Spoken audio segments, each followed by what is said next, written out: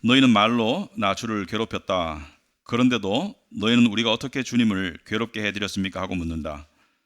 너희는 주님께서는 악한 일을 하는 사람도 모두 좋게 보신다. 주님께서 오히려 그런 사람들을 더 사랑하신다 하고 말하고, 또 공의롭게 재판하시는 하나님이 어디에 계시는가 하고 말한다. 내가 나의 특사를 보내겠다. 그가 나의 갈 길을 닦을 것이다. 너희가 오랫동안 기다린 주가 문득 자기의 궁궐에 이를 것이다. 너희가 오랫동안 기다린 그 언약의 특사가 이를 것이다. 나 만군의 주가 말한다. 그러나 그가 이르는 날에 누가 견뎌내며 그가 나타나는 때에 누가 살아남겠느냐. 그는 금과 은을 연단하는 불과 같을 것이며 표백하는 잿물과 같을 것이다. 그는 은을 정련하여 깨끗하게 하는 정련공처럼 자리를 잡고 앉아서 레위 자손을 깨끗하게 할 것이다. 금속 정련공이 은과 금을 정련하듯이 그가 그들을 깨끗하게 하면 그 레위 자손이 나 주에게 올바른 제물을 드리게 될 것이다. 유다와 예루살렘의 제물이 옛날처럼 지난 날처럼 나 주를 기쁘게 할 것이다. 내가 너희를 심판하러 가겠다. 점치는 자와 간음하는 자와 거짓으로 증언하는 자와 일꾼의 품삯을 떼어먹는 자와 과부와 고아를 억압하고 나그네를 학대하는 자와 나를 경외하지 않는 자들의 잘못을 증언하는 증인으로 기꺼이 나서겠다. 나 만군의 주가 말한다. 아멘. 앉으시기 바랍니다. 우리 말씀을 위해서 먼저 기도하도록 하겠습니다. 하나님 아버지, 우리 안에는 세상과 나의 작은 세계가 가득 차 있을 때가 있습니다. 우리는 마치 나의 작은 세계가 세상을 대변하는 것처럼 착각하고 살 때가 많습니다. 내 인생에 일어나는 작은 사건이 역사적 사건같이 느껴질 때도 있고, 내가 느끼는 미묘한 감정이 마치 커다란 소용돌이처럼 다가올 때가 있습니다. 하지만 우리는 먼지에 불과합니다. 우리의 작은 움직임은 역사의 큰 흐름에 아무런 영향을 끼칠 수 없습니다. 우리의 오고감도 75억 명이 우글거리는 이 세상에서 거의 의미가 없습니다. 우리에게 의미가 있다고 한다면 그것은 커다란 구속의 역사를 이루어 가시는 하나님의 손길에 붙잡힘 받았다는 사실입니다. 주께서 우리 인간이 무엇이간데 주께서 우리를 생각하시며 우리를 알아주시고 우리를 불러주셨나이까? 라는 시편 기자의 고백처럼 우리 또한 우리의 작은 존재와 우리의 작은 인식과 우리의 작은 세계 속에는 별다른 의미가 없지만 하나님의 거대한 역사 속에 우리가 부름받고 속해 있다는 이 사실을 우리가 오늘 다시 한번 발견할 수 있도록 하옵소서. 그리하여서 우리 마음이 넓어지고 우리의 마음이 자신을 넘어서서 하나님의 위대한 역사를 볼 수 있는 그 높은 경지에 이를 수 있도록 주님 도와주시옵소서. 예수님 이름으로 기도합나이다. 아멘. 원래 이 성경은 이 장과 절이 없었습니다. 그러니까 예를 들어서 이사야서 같으면은 1장부터 66장이 이 처음 단어부터 끝 단어까지 그냥 쭉 연결되어 있었기 때문에 오늘날 그런 성경을 우리가 예전에 쓰고 있다면 성경 찾기가 어려울 거예요. 그죠? 몇 장 몇 절 이렇게 하니까 굉장히 성경이 효과적으로 우리가 성경을 볼 수 있는데, 이 장과절은 한 13세기쯤에 만들어졌는데요. 그때 만들 때 아주 잘 만들었어요. 장절을 아주 잘 만들었고, 어떤 건 아주 절묘하게 잘 만들었습니다. 절묘하게 잘 만들어가지고 이사야서는 예를 들어서 66권까지 있는데 66장까지 있는데 성경 전체가 66장까지 66권이잖아요. 그죠? 그 창세기부터 계시록까지. 그런데 39권이 구약이고 그 다음에 27권이 신약인데, 이사야서는 공교롭게도 39장까지는 좀 암울한 내용이고 40장부터는 희망적인 내용으로 바뀌어요. 그러니까 이게 되게 이렇게 좀 어떻게 보면 일부러 이렇게 만들었나 싶을 정도로 되게 조직적으로 잘 만들었는데 오늘 부분은 조금 아쉬운 부분이에요. 왜냐하면 2장 17절은 3장에 붙어가는 게 맞습니다. 그래서 많은 학자들도 그렇게 생각하고 저도 오늘 본문에대로 보시면은 2장 17절에서 3장 5절까지 가지고 보통 한 장 끝에서 마감하는 경우가 많은데 이렇게 넘어가는 경우가 잘 없는데 오늘은 그런 예외적인 경우다. 말라기서는 하나님의 훈계에 관한 내용이 많다고 그랬습니다. 위로를 원하는 백성에게, 힘든 백성들에게 하나님께서 위로와 이 어떤 그런 이 따뜻함을 보이지 않으시고 오히려 훈계하시고 가르치시고 때로는 꾸중하시고 그런 내용이 들어 있습니다. 그 이유에 대해서는 저번에 말씀을 드렸고요. 이 오늘 본문의 시작은 이렇게 시작하고 있습니다. 17절 보시면은 2장에 너희는 말로 나 주를 괴롭혔다. 그런데도 너희는 우리가 어떻게 주님을 괴롭게 해드렸습니까? 하고 묻는다. 너희는 주님께서는 악한 일을 하는 사람도 모두 좋게 보신다. 주님께서 오히려 그런 사람들을 더 사랑하신다고 말하고 또 공의롭게 재판하시는 하나님이 어디에 계시는가 하고 말한다. 여러분들이 이 말씀을 이 구절을 읽었을 때 한눈에 이해가 되면 그것은 오해하신 거예요. 특히 하나님이 왜 괴로우신지 여러분이 이해를 잘 못할 겁니다. 한번 읽고 난 다음에는. 근데 하나님께서 이 악한 일을 하는 사람도 좋게 보시고 오히려 그 사람들을 더 사랑하신다. 이게 무슨 뜻이냐 도대체 이게. 여러분들 이거를 이해하려면 그 역사적인 배경을 알아야 되겠죠. 제가 이야기를 좀 해드릴게요. 이야기 속에 좀 빠져들어 주시면 좋겠습니다. 그 현실을 좀 망각할 수 있도록. 이 이스라엘은 그 기원전 587년에 바벨론 제국에 의해서 남쪽 유대가 멸망하면서 이 바벨론과 페르시아 제국의 포로로 끌려가 가지고 당시에 식민지 정책이 어땠냐면은 반란을 막기 위해서 민족이 그 땅에 모여 있는 것을 그 제국이 원하지 않았기 때문에 그래서 제국의 모든 민족들을 다른 지역으로 이주시키고 흩었습니다. 그러니까 이스라엘 사람들은 바벨론과 페르시아의 다른 지역으로 보냄을 받았고 그리고 남겨진 사람들은 사실 병약자들밖에 없었습니다. 별 볼 일 없는 사람들이 본국에 남았고 그리고 반대로 그 본국 땅에는 이방 사람들이 이주해 왔어요. 그러니까 이스라엘 땅에 이방인들의 숫자가 훨씬 많고 총독도 이방인이 됩니다. 우리도 일본 36년의 식민지를 겪었지만 우리는 이주까지 하진 않았거든요. 그러니까 우리 땅에 우리 사람들이 모여 살았고 일본 사람들이 와서 지배했지만 우리 땅에 중국 사람, 필리핀 사람이 오진 않았고 우리가 강제로 필리핀이나 베트남으로 끌려가진 않았어요. 하지만 당시의 제국 정책은 그러한 정책을 폈고 그러한 정책 속에 있다가 일부가 귀환을 하죠. 근데 귀환한 무리의 자손이 약 말라기 시대에 한 15만 명 정도로 추정되는데 당시에 예루살렘과 그 근교에 15만 명이 살았는데 이스라엘 땅에는 그보다 훨씬 많은 숫자의 이방인들이 와서 살았기 때문에 수적으로는 게임이 안 됐어요. 그러니까 이 사람들은 이 스룹바벨, 느헤미야, 에스라 이런 영적 정치적 지도자들에 의해 가지고 본국으로 이 꿈을 품고 돌아왔는데 여러분 고향에 돌아가면 여러분 뭘 기대하죠? 가면 쉴 수 있을 거야.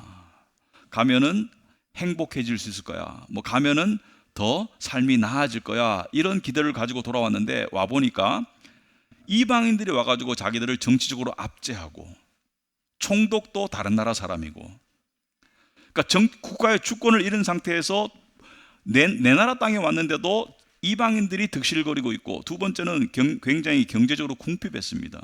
차라리 제국에 남아 살았던 게 경제적으로는 더 나았어요. 밥 먹고 살기는 더 좋았어요. 심지어 억울하고 분한 일도 많았다고 그럽니다. 왜냐하면 와서 보니까 저 땅이 우리 조상, 우리 할아버지가 가지고 살던 땅이에요. 돌아와 보니까. 근데 이 땅 문서가 있을 수 있겠죠. 그죠? 근데 가보니까 이방인들이 점령하고 있어요. 가서 소유권을 주장해봤자 소용이 없습니다. 왜? 이방인들이 이건 내 땅이야. 지금 중동에서 보는 그런 상황, 비슷한 상황이 벌어진 거예요. 근데 이스라엘 사람들이 더 안 좋은 상황인 것이죠. 자, 이런 속에서 이들은 정치인들의 또는 종교 지도자들의 느헤미야 또는 에스라, 스룹바벨 이런 사람들의 어떤 비전과 하나님으로부터 받은 비전과 영도 아래 무슨 일을 이뤘냐면 두 가지 엄청난 일을 성취했습니다. 첫째는 성전을 재건했어요. 제1성전은 솔로몬 왕이 만들었습니다. 그런데 제1성전이 바벨론의 침공에 의해 가지고 불타고 완전히 사그라들었는데 그것을 다시 지었어요. 제2성전을 지었습니다. 엄청난 역사를 이루었고요. 그리고 느헤미야서에 보면은 느헤미야의 지도 아래 무너진 예루살렘의 성벽을 재건했습니다. 담벼락을 다시 쌓고 성문을 다시 만들고 그래가지고 예루살렘 성벽을 다시 재건했어요. 두 가지 중요한 것을 재건한 거예요. 첫째는 성전을 재건하고 둘째는 성벽을 재건했다. 도시를 다시 재건했다. 엄청난 일을 이루었는데 이것이 쉽게 이루어지진 않았습니다. 이 외세의 이방인들의 또 방해와 또 어떤 협박과 살해 위협이 있었기 때문에 이 일이 또는 자금의 부족으로 수년간 중단된 적도 있었지만 결국 이들은 이 일을 이루었고 그리고 이 사람들은 이 일을 해나가면서 그 속에는 소망이 있었습니다. 우리가 이걸 이해를 해야 돼요. 어떤 소망이 있었냐면 첫째는 이 시대의 사람들은 메시아를 고대하는 소망을 깔고 있었어요. 예언된 메시아가 나타나기를 소망하고 있었어요. 그런데 성경을 자세히 읽었다면 메시아는 아브라함의 후손은 와서 열방을 구원할 것이다. 모든 나라를 위한 메시아인 것을 알았어야 되는데 이스라엘 사람들은 이 좁은 시야로 자기의 민족만을 위한 메시아인 줄 알고 기다렸어요. 그래서 이 메시아가 나타나면 이들이 바라던 메시아는 어떤 메시아였냐면은 지금 현재 상황을 획기적으로 바꿔줄 메시아를 기다렸습니다. 첫째는 주권을 되찾고 싶었어요. 여러분, 우리는 일제 36년을 겪었지만 지금 그 시대에 살던 분들이 여기는 없잖아요. 그죠? 거의. 근데 나라 잃은 소름이란 말이 있죠. 그죠? 나라 잃은 소름이 엄청나게 크다. 나라를 다시 되찾고 싶고 그리고 내 땅에 이방인들이 살고 있는 게 너무 싫었겠죠. 그죠? 이 땅을 다시 되찾고 싶고 그리고 잘 살고 싶었어요.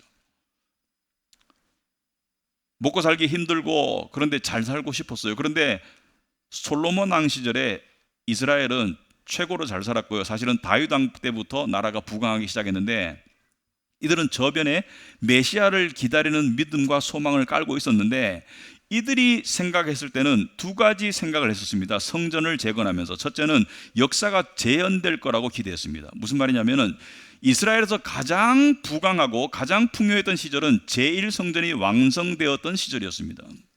이스라엘 역사에서 나라가 가장 부강했을 때는 다윗 왕 시절과 솔로몬 왕 시절이었는데 다윗 왕 시절에 다윗 왕은 주변 국가를 다 정복했어요. 주변 국가를 다 이렇게 눌렀어요. 힘으로 다 눌렀어요. 그래서 더 이상 이스라엘에 침공하는 나라가 거의 없도록 만들었어요. 나라를 부강하게 만들었어요. 그래서 다윗 왕이 이제 외적으로 평탄해지자 다윗 왕이 나단 선지자에게 하는 말이 제가 하나님의 성전을 짓겠습니다. 나단 선지자가 좋은 생각이요 하고 말했는데 하나님께서 나단 선지자를 통해서 계시하셨죠. 다윗 왕 보고 네 생각은 갸륵하지만 너는 성전을 짓지 말고 네 아들이 지을 것이다. 왜냐하면 너는 피를 너무 많이 흘렸다. 그래서 다윗 왕은 성전을 지을 수 없는 안타까움을 해소하기 위해서 또 성전을 짓는 것을 돕기 위해서 일조하기 위해서 어떻게 했어요? 성전을 지을 수 있는 기금, 소위 말하는 건축 헌금과 건축 자재를 모으기 시작합니다. 그러니까 자기는 지을 수 없지만 자기 아들 때 짓는다고 하니까 자기가 미리 준비를 한 거예요. 그래서 자기도 많은 거액의 헌금을 내고 백성들에게도 헌금을 받고 그리고 백성들에게도 이 물건을 이렇게 어떤 건축에 들어가는 여러 가지 자재를 또는 금과 은을 모으고 이래가지고 아들에게 물려주죠. 솔로몬에게. 그때 나라가 굉장히 강했어요. 솔로몬은 그 받은 것을 가지고 성전을 짓습니다. 근데 성전을 짓고 난 다음에 솔로몬 시대에는 외세를 제압하는 정도가 아니라 조공을 받았죠. 시바의 여왕까지 와가지고 선물을 가지고 오고 주변 나라들이 나무도 갖다 바치고 주변 나라들이 조공을 바칠 정도로 외세의 침략을 걱정할 정도는 하나도 걱정할 필요가 없었고 다른 나라부터 조공을 받았고 국민들의 삶은 너무 풍족했습니다. 이게 솔로몬 시대예요. 말라기 시대 사람들은 그 역사를 알고 있어요. 말라기 시대 사람들은 제1성전이 완공되었을 때 우리나라는 부강했었고 그리고 풍요했었다. 그러므로 우리가 이 성전을 열심히 짓고 하나님에 헌납한다면 하나님께 성전을 지어 바친다면 하나님께서 우리에게 다시 한번 부강한 나라를 만들어 줄 것이다. 그것이 메시아의 오심과 함께 이루어질 가망이 많다라고 기대했습니다.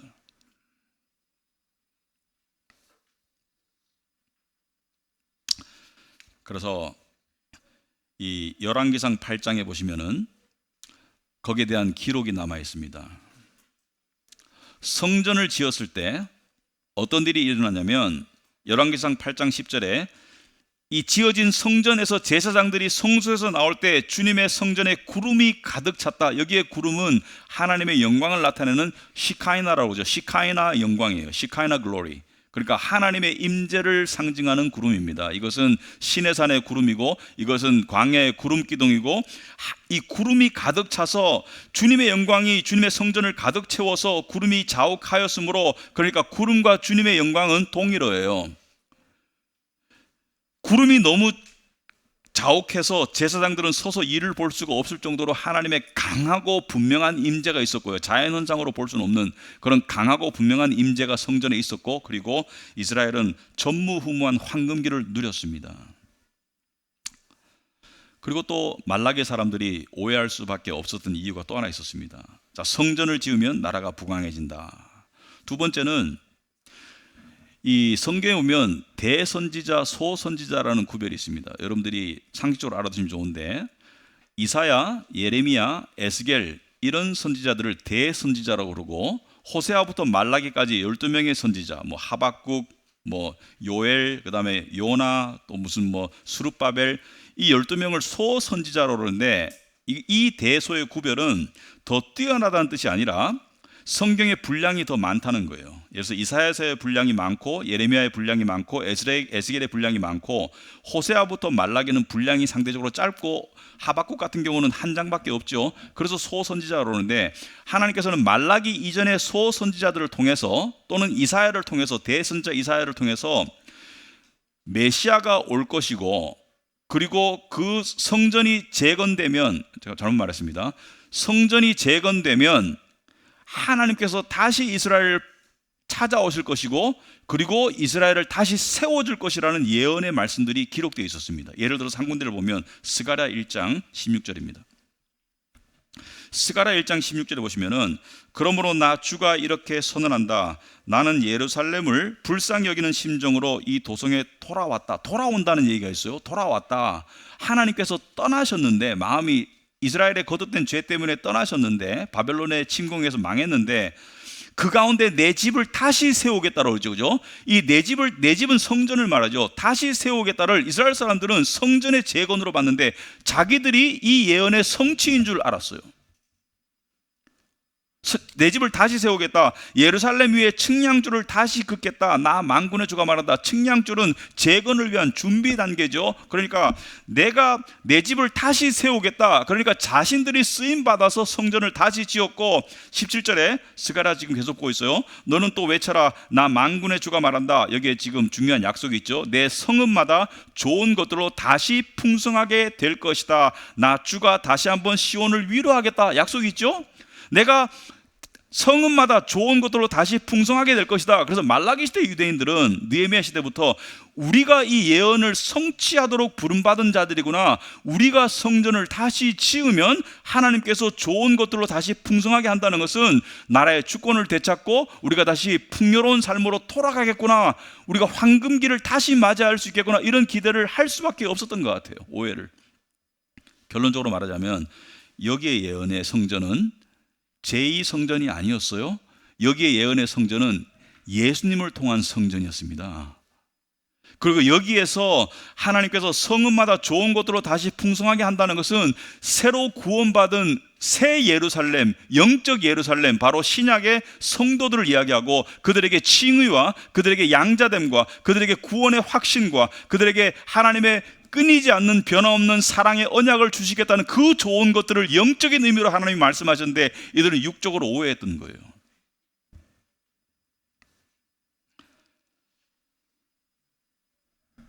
그리고 이들을 괴롭힌 또 한 가지 사실이 있었습니다.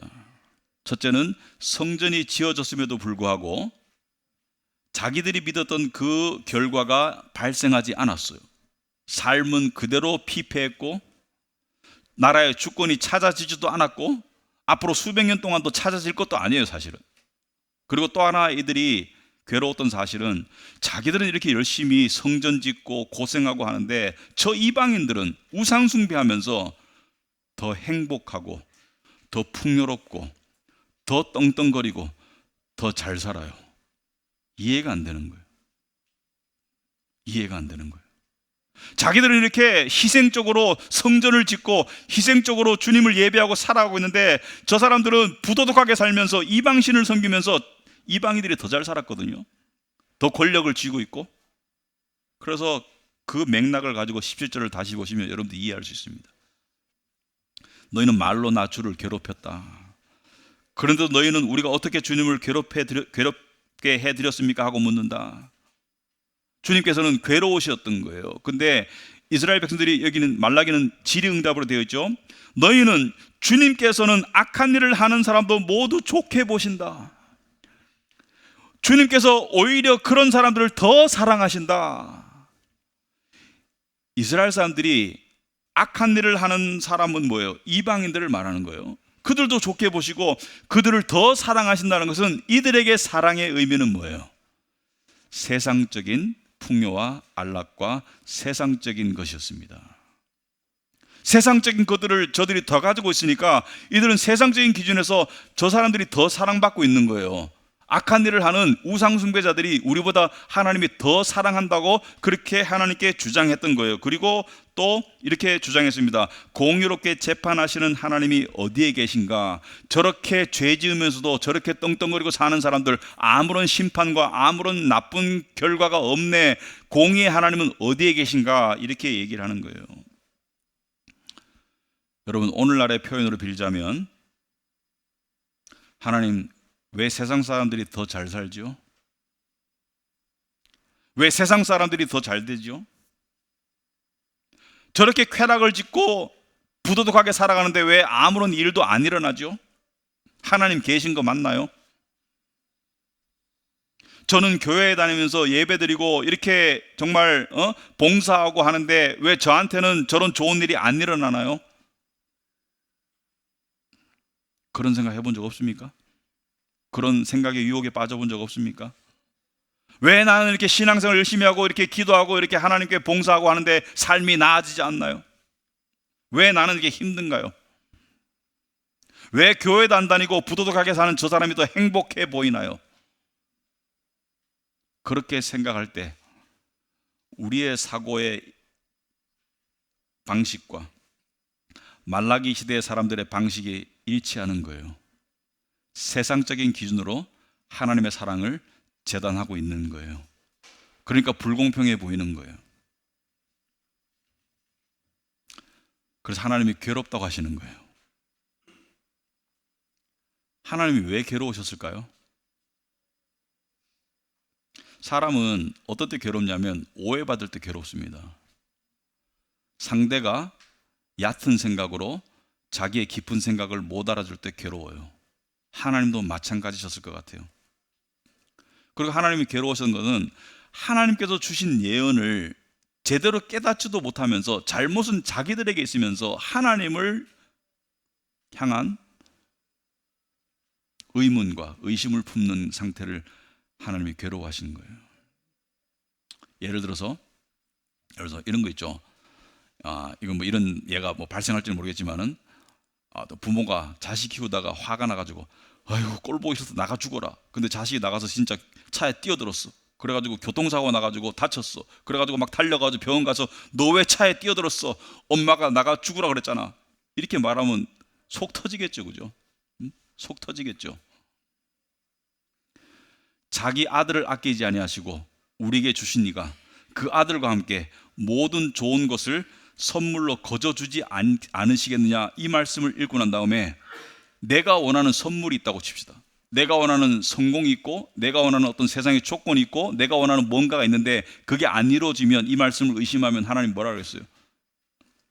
문맥을 봐야죠, 그죠? 문맥을. 네? 여러분, 어떤 사람이 말을 했는데 앞뒤 다 자르고 중간에 하나만 딱 해가지고 이렇게 해가지고 공격할 경우가 있죠, 그죠? 앞뒤 다 자르고 문맥에 자르고 나면 이상한 의미가 되고 아전인수격의 의미가 될 때가 있죠. 여기서 말하는 선물은 뭐예요? 칭의, 양자됨, 구원의 확신, 끊임없는 사랑, 온갖 신령한 모든 좋은 것을 다 주셨다는 것이죠, 선물로. 그런데 그게 아니라 세상의 것을 들이대가지고 세상의 성공을 들이대면 그게 이 말씀에 대한 제대로 된 이해가 되냐는 말이죠. 하나님이 괴로우신 거예요. 그래서 하나님은 두 가지로 오늘 본문에서 답을 하십니다. 첫째는 예언은 성취가 될 것이다. 두 번째는 심판은 임할 것이다. 먼저 예언은 성취가 될 것이다를 살펴보겠습니다. 너희들이 지금 잘못 이해하고 있는 이 예언, 제대로 이해하면 예언은 성취가 된다. 하지만 너희가 원하는 방식으로 되지 않아. 너희가 원하는 시간에는 되지 않아. 하지만 예언은 반드시 성취가 된다라고 하나님이 이야기하시는 거예요. 하나님께서는 성전의 재건과 그에 따른 영광은 반드시 이루어진다. 하지만 너희가 생각하는, 너희가 지금 지은 이 성전, 그 성전이 아니야. 너희가 손으로 지은 이 성전이 아니라고. 그리고 내가 말하는 그 성전의 영광은 지금 너희가 바라는 풍요와 부강이 아니야. 세상적인 풍요와 부강이 아니야. 이렇게 말씀하시는 거예요. 그러면서 하나님께서는 친절하게 3장으로 넘어와서 설명을 하시죠. 내가 나의 특사를 보내겠다. 내가 나의 특사를 보내겠다. 이건 말라기에만 나온 예언이 아닙니다. 특사란 두 가지 임무를 해요. 여러분, 대통령의 특사란 두 가지 임무를 합니다. 첫째는 다른 나라에 가서 대통령의 뜻을 그대로 전하는 게 특사의 임무고요. 두 번째는 대통령이 방문할 때 항상 특사를 미리 보내요. 공식적이든 비공식적이든 미리 보내서 두 가지 일을 하죠. 첫째는 상대국과 함께 상대국의 급이 맞는 사람과 만나서 어젠다를 조율하죠. 그죠? 이번에 정상회담에서 무엇을 이야기할 건가를 미리 조율하는 게 특사의 역할이고, 두 번째는 뭐예요? 상대국에 파견된 외교관들을 동원해서 그 대통령의 동선에 맞도록, 국가 원수의 동선에 맞도록 일정을 짜는 게 특사의 역할이죠. 그러니까 특사는 대통령의 가는 길을 미리 준비하는 게 특사의 역할입니다. 그래서 하나님께서 내가 나의 특사를 보내겠다. 말라기 3장 1절에 그가 나의 갈 길을 닦을 것이다. 그가 나의 갈 길을 닦을 것이다. 너희가 오랫동안 기다린 주가, 자, 나의 갈 길을 닦을 것이라는 것은 여기에 무엇을 암시하냐면 내가 올 것이다를 암시하는 거예요. 내가 올 것이다. 하나님께서 직접 오실 것이다. 너희가 오랫동안 기다린 주가, 제가 아까 그랬죠, 구약의 이스라엘 사람들은 오실 메시아를 기다리고 있었다고. 너희가 오랫동안 기다린 주가 문득은 갑자기 suddenly, 갑자기 자기의 궁궐에 이를 것이다. 궁궐에 누가 와요? 왕이 오는 거예요. 왕이 오실 것이다. 갑자기. 이 갑자기라는 것은 빨리 온다는 의미가 아닙니다. 어느 날 갑자기. 말라기서의 사람들은 이 이야기를 읽고 500년 뒤에 예수님이 왔어요. 어느 누구도 보지 못했어요. 너희가 오랫동안 기다린 그 언약의 특사가, 여기서 약간 오해하시면 안 되는데 약간 애매한 부분인데, 여기서 말하는 특사는 주님이에요. 미리 보냄을 받은 특사가 아니라 언약의 특사는 주님을 말합니다. 왕이신 주님이 이를 것이다. 나 만군의 주가 말한다. 만군의 주가 말한다는 것은 내 말은 이루어진다는 것을 암시하는 것이죠. 내가 나의 특사, 나의 메신저를 먼저 보낼 것인데 그가 주님의 길을 미리 예비하고 주님을 세상에 소개할 것이다. 주님의 길을 예비하고, 예비는 어떻게 했냐면 회개로 예비를 한 거예요. 회개로. 그 다음에 주님을 소개할 것이다. 그런데 이 예언은 사실은 말라기 사람들이 이미 읽었던 내용입니다. 구약의 여러 군데에서 이 특사에 관해서 예언을 하고 있고요. 심지어 말라기 4장 마지막에도 이 특사에 관한 예언이 또 나와요. 근데 이 특사에 관한 예언이 신약에 소개된 예언은 이사야서의 말씀에 나와 있습니다. 이사야서 40장 3절에 이런 예언이 나와 있습니다. 한 소리가 외친다. 광야에 주님께서 오실 길을 닦아라. 비슷한 내용이죠, 그죠? 주님이 오신다는 거예요. 주님이 오실 길을, 광야라는 것은 세상을 말합니다. 소망 없는 세상의 길을 닦아라. 사막은 뭘 상징합니까? 아무것도 날 수 없는 곳이에요. 그러니까 생명은 날 수 없는 사막에 우리 하나님께서 오실 큰 길을 곧게 내어라. 하나님께서 오신다는 거예요. 여기서 말하는 큰 길은 구원의 길을 말합니다. 생명이 날 수 없는 사막에 하나님께서 오실 큰 길을 곧게 내어라. 모든 계곡은 메우고 산과 언덕은 깎아내리고 거친 길은 평탄하게 하고 험한 곳은 평지로 만들어라. 그러니까 구원의 길은 너희들이 생각하는 것처럼 언덕을 오르고 금욕하고 무슨 이 계곡으로 내려가고 율법을 철저히 지키고 그러한 길이 아니고 그냥 쉽게 갈 수 있는 길이야. 은혜로, 믿음으로 가는 길이야. 그 길을 내어라는 거예요. 그러면 5절에 주님의 영광이 나타날 것이니 모든 사람이 그것을 함께 볼 것이다. 이것은 주님께서 친히 약속하신 것이다 라고 말라기서보다 200년 전쯤에 이사야가 예언했어요. 이미 이 예언에 따라서 이사야서를 소개하면서 마가는 마가복음에서 1장 2절에 이야기를 풀면서 특사가 누구인지를 분명하게 소개하고 있습니다. 예언자 이사야의 글에 기록하기를 보아라, 내가 내 신분꾼을 너보다 앞서 보낸다. 이 신분꾼이 특사예요, 그죠? 그가 내 길을 닦을 것이다. 광야에서 외치는 이의 소리가 있다. 광야에서 외치는 이의 소리가 있다. 너희는 주님의 길을 예비하고 그의 길을 곧게 하여라 한 것과 같이 세례자 요한이 광야에 나타나서 죄를 용서받게 하는 회개의 세례를 선포하였다. 세례자 요한이 특사였습니다. 예언된 특사였어요.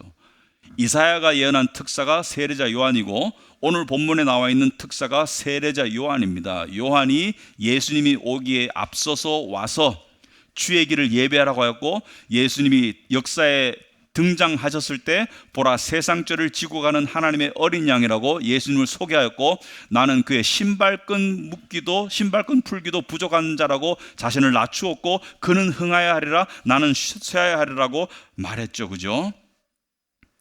이 예언은 이사야 예언 약 700년 이후에 이루어지고 말라기 예언 약 500년 이후에 이루어집니다. 자, 말라기 시대의 사람들이 이 예언을 제대로 이해했다면, 하나님의 오늘 주신 말씀을 제대로 이해했다면, 첫째는 언약은 반드시 이루어지는구나. 그러나 두 번째, 그 성취의 모습은 우리의 기대와는 다르구나. 우리의 생각과는 다르구나. 우리가 생각하는 시간이나 모습과는 다르구나. 하나님께서 나의 생각은 너의 생각과 다르고 나의 길은 너의 길과 다르다는 것을 우리가 받아들인다면, 우리가 성경을 제대로 겸허하게 이해한다면 주님의 관점과 우리의 관점은 많이 달라요. 말라기 시대 사람들이나 우리는 우리의 시간 안에 우리가 원하는 방식대로 하나님의 역사가 이루어지기를 원합니다. 하지만 하나님의 역사는 그렇게 이루어지지 않아요. 오히려 하나님께서는 나를 너의 시간표에 끌어당기고 나를 너의 생각에 집어넣으려고 하지 말고 네 생각과 네 시간표를 벗어나서 나의 큰 그림을 보거라. 나의 큰 역사를 보거라. 그래야 너에게 너의 작은 세상으로부터의 자유함이 주어질 것이다. 그렇게 말씀하세요. 그런데 이 주님의 오심은 사실은 두 번입니다. 초림과 재림을 말해요. 이 주님의 오심은, 말라기 사람들은 주님의 오심이 너무, 메시아의 오심을 너무 대단한 좋은 소식이라고만 생각했습니다. 주님이, 메시아가 오면 좋을 거야. 왜? 나라를 다시 주권을 회복하고 부강하게 해주고 우리를 잘 먹고 잘 살게 해줄 거니까 좋을 거야 라고만 생각했는데, 하나님께서는 경고하세요. 특사를 보낼 것이고 내가 궁궐에 갑자기 나타날 텐데, 그러나 나는 인식의 전환을 요구하죠. 그러나 2절에 그가 이르는 날에 누가 견디어내며 그가 이르면 누가 견디어낼 수 있겠느냐. 그가 나타나는 때 누가 살아남겠느냐. 엄청나게 무서운 말씀이죠. 누가 살아남을 수 있겠느냐. 너희들은 메시아를 기다리지. 그러나 그가 이르면 누가 견디며, 누가 그 메시아를 견딜 수 있으며 누가 살아남겠느냐. 그는 금과 은을 연단하는 불과 같을 것이며, 여러분, 금과 은을 연단한다는 것은 순금을 얻기 위해서 열을 가열해서 불순물을 제거하는 재련의 과정이죠. 그죠? 그걸 그 뜨거운 불을 누가 견딜 수 있겠으며, 표백하는 잿물과 같을 것이다. 표백하는 잿물이라는 것은 잿물에 빨래를 넣어가지고 때를 벗기고 그 다음에 바위에 올려가지고 몽둥이로 방망이로 치잖아요. 그죠?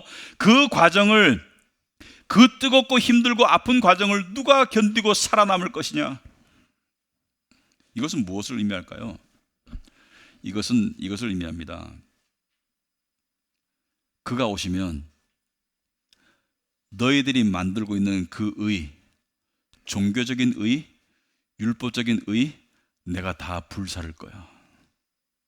너희들의 의는 아무짝에 소용이 없어. 너희의 의는 더러운 걸레와 같을 거야.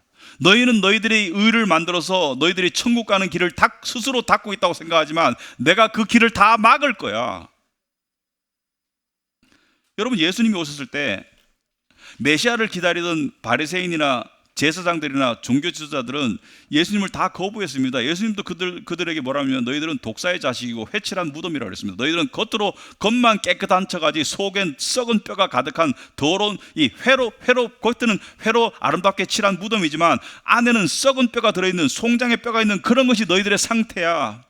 그래서 내가 너희들의 그 인간이 만들어낸 의의 길을 다 불살라 버릴 거야. 너희들은 살아남을 자가 없을 거야. 그렇게 말씀하시는데 누가 살아남을 거냐? 이 예언을 제대로 이해했다면. 그리고 3절에 또 다른 예언이 이어지는데 잘 들어보세요. 여기서 그는 주님을 말합니다. 은을 정련하여 깨끗하게 하는 정련공처럼 자리를 잡고 앉아서 레위 자손을 깨끗하게 할 것이다. 여러분, 레위 자손은 제사장 지파입니다. 레위는 제사장 지파예요. 근데 여기서 누가 깨끗하게 해요? 금속 정련공이 은과 금을 정련하듯이 그가 그들을 깨끗하게 하면 하나님의 백성들을 깨끗하게 하면 그 레위 자손이, 그 제사장들이 주 나에게 올바른 제물을 드리게 될 것이다. 제대로 된 예배를 드리게 될 것이다. 자, 레위 자손은 제사장들을 말하고요. 결론적으로 말씀드리면은 신약의 성도를 말합니다. 왜? 너희는 왕 같은 제사장이요, 하나님의 나라의 백성이다. 내가 그들을 깨끗하게 해서 그들을 레위 자손 제사장들로 창조할 것이다. 여러분, 제가 목사지만 여러분과 저는 같이 제사장이에요. 너희는 왕 같은 제사장이 되는 거예요. 그러니까 종합적으로 말하자면은 스스로 의를 만들어내던 모든 율법주의자, 종교인들, 그런 사람들은 다 살아남지 못할 것이고 하나님께서 의를 주셔서 살리실 것이라는 걸 말하는 거예요. 이것이 복음입니다. 이것이 하나님께서 주신 예언이에요. 그러면 이 일을 어떻게 이루셨나? 이 불과 잿물은 뭘 상징해요? 죽음과 고통을 상징합니다. 예수님의 십자가의 죽으심과 고통을 통해서 의를 만드신 거예요.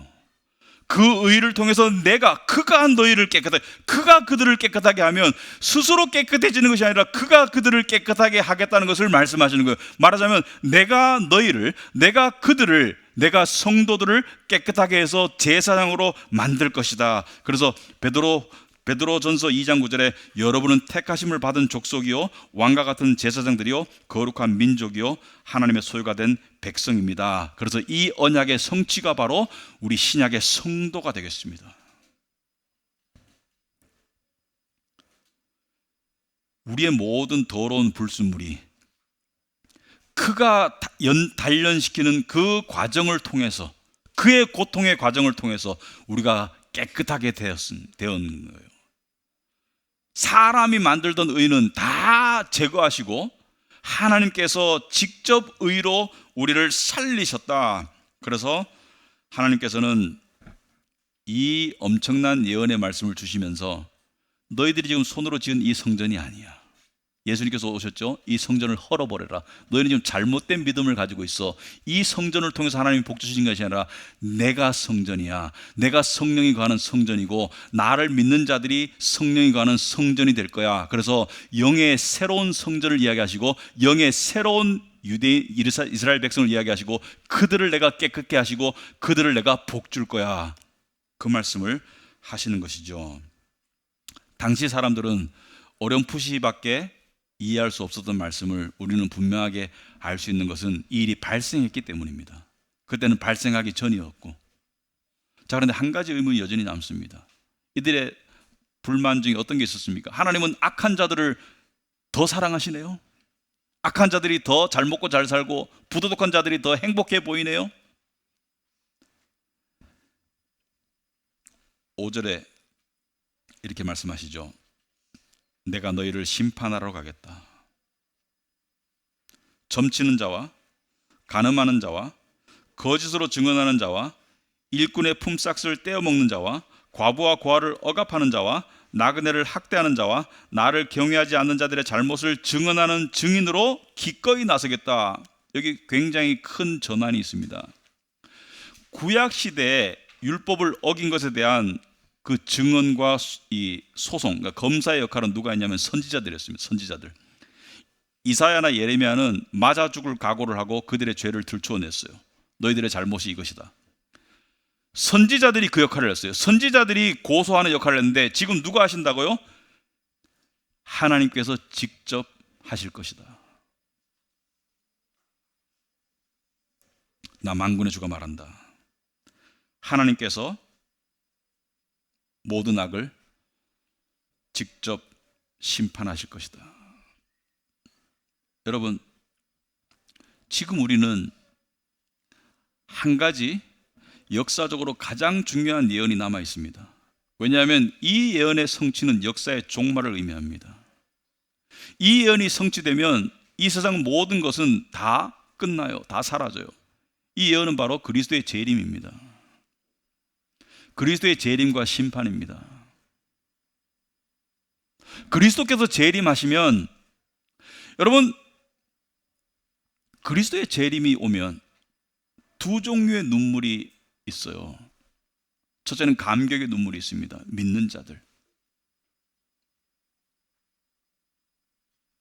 내가 그토록 귀로만 들었던, 마음으로만 믿었던 주님이 오셨는데 보니까 못자국도 있고 옆에 창자국도 있고 보면 눈물이 날 수밖에 없어요. 왜? 저분이 나를 대신해 죽으신 그리스도 어린 양이시구나. 저분이 나의 메시아구나. 저분이 나의 주인이시구나. 내가 말로만 듣고 귀로만 듣던 그 복음을 난생 처음으로 눈으로 보면 눈물이 어찌 안 나겠어요. 두 번째 종류의 눈물은 밖에 나가서 슬피 울며 이를 갈리라. 믿지 않는 자들의 후회 눈물이 있을 겁니다. 심판이 임했기 때문에 때가 늦었어요. 믿지 않는 자들의 후회의 눈물이 있을 겁니다. 특히나 복음을 들었으면서도 믿지 않는 자들은 더 가슴 아픈 후회의 눈물이 있겠죠. 근데 우리에게는 왜 후회의 눈물이 없을까요? 예수님을 믿었기 때문에. 여러분, 하나님은요 무서운 분이에요. 하나님이 우리를 용서하신 것은 우리의 죄를 우리의 벌을 없애주신 게 아니에요. 우리의 빚을 그냥 없애주신 게 아니에요. 바로 예수님께서 이미 다 그 벌을 받으셨기 때문에 그게 적용되어서 이미 선불로 다 지급하셨기 때문에 우리가 그 죄값을 안 치르게 된 것이지, 하나님은 무서운 분입니다. 하나님은 사랑이시고 하나님은 공의의 하나님이거든요. 근데 우리 눈에는 사랑의 하나님이 주로 보여요. 종교개혁가 마틴 루터는 생의 마지막에 다가갔을 때 이런 글을 남깁니다.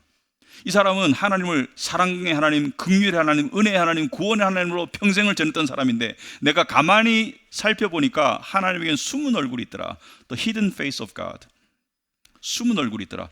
근데 그 숨은 얼굴은 너무 무섭더라. 죄를 심판하시는 그 하나님은 너무 무섭더라. 그 숨은 얼굴이 우리에게 잘 안 보이는 이유는 우리가 그리스도 안에서 하나님을 보기 때문이지, 그리스도 밖에서는 우리가 보는 하나님은 안 보이고 우리가 보지 못했던 그 무시무시한 하나님의 얼굴이 그리스도 밖에서는 보일 것이다. 그 심판의 날 우리는 두 가지 모습을 다 볼 거예요.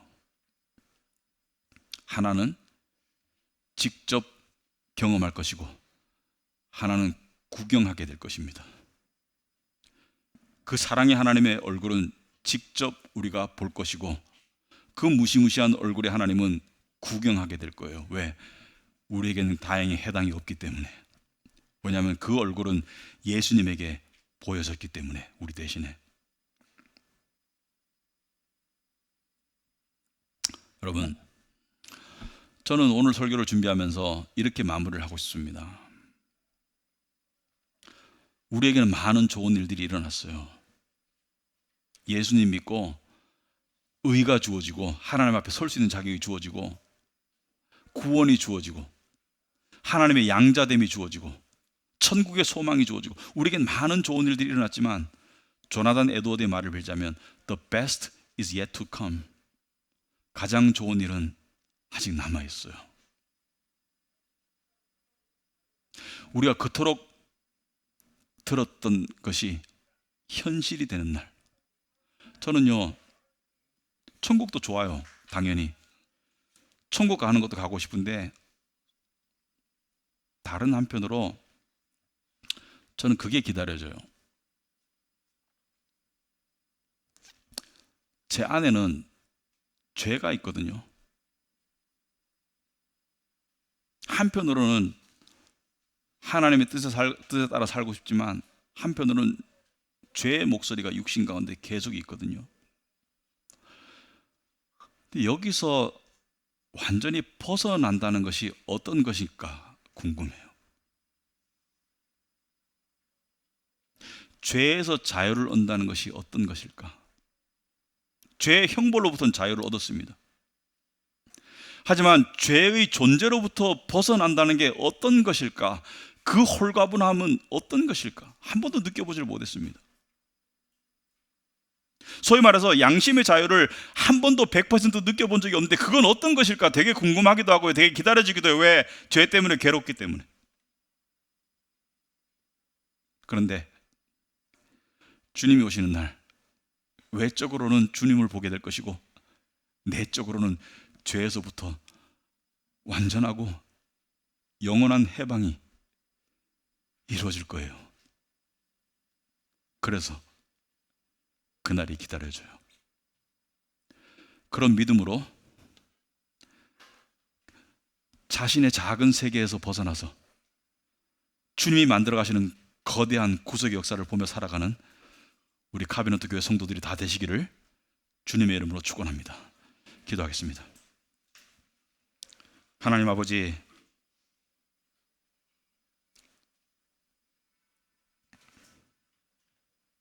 당신의 이 영광스러운 말씀과 그 예언 앞에 다시 한번 감사와 찬송과 마음을 쏟은 고백을 올려드립니다. 하나님 위대하십니다. 하나님은 크시고 광대하시고 위대하시고 하나님의 깊은 속은 우리가 헤아릴 길이 없습니다. 하나님은 철저히 약속하시고 그 약속을 지키시는 분이십니다. 하나님은 우리 생각처럼 얇은 생각, 얕은 생각으로 깨달을 수 없는 분이지만 성령께서 깨닫게 해주실 때 우리는 하나님의 그 깊은 심정을 우리가 조금이라도 깨달을 수 있게 하심을 감사합니다. 특별히 오늘 말씀을 통해서 말라기 사람들의 오해와 같은 그런 오해 속에 우리도 치우쳐 있다는 것을 알게 하시고, 하지만 이 말씀을 제대로 깨달을 때 그 속에는 분명히 하나님의 원대하고 위대하고 깊은 계획이 들어있으며 그 계획은 다른 사람이 아니라 하나님 스스로가 이루어 가실 그 계획이며, 우리는 존재 자체로는 사실은 우리의 왔다가 감도 세상에는 아무런 영향을 미칠 수 없습니다. 내 작은 세계 속에서는 내가 오고 내가 감이 전부이지만 이 지구상에서 봤을 때는 내가 오고 내가 감은 거대한 바다에 죄악돌 하나 던지는 것 같은 그런 의미 없는 일입니다. 그렇게 무의미한 저희에게 당신의 원대한 계획을 알게 하시고 당신의 아들 예수를 통해서 우리를 자녀 삼아주시고 영광의 자리에 이르게 하신 그 하나님, 그 하나님께 부족하지만 물들어 있지만 하나님께 감사와 찬송의 고백을 올려드립니다. 하나님은 위대하십니다. 하나님은 광대하십니다. 감사합니다. 우리를 구원하신 예수님의 이름으로 기도합나이다. 아멘.